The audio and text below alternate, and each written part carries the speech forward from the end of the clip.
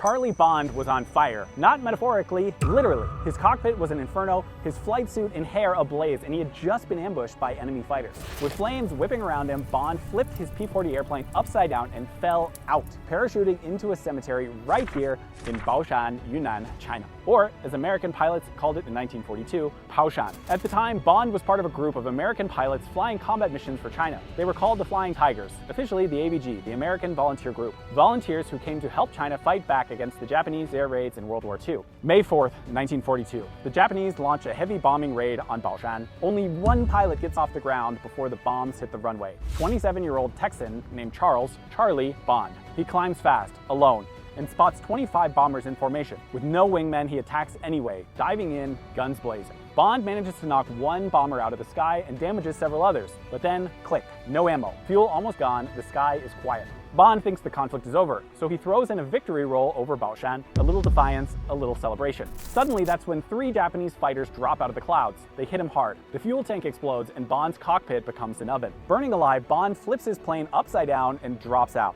His parachute opens just in time and he crashes into a cemetery, smoldering and wounded. He finds a stream, douses the flames, but a local Baoshanese farmer nearly attacks him thinking he's the Japanese enemy. But when villagers realize he's one of the Flying Tigers, they save him, patch him up, and hide him. An AVG medic finds him that same day, and 16 days later, Bond's back in the air. Charlie Bond didn't just survive, he came back tougher. He lived to 94, and he's still remembered here in Baoshan as a hero. Charlie Bond, AVG Flying Tiger, bailed out in flames, and still remembered here in China. What do you want to know about World War II in China? Drop your questions in the comments. Let's dig into this together.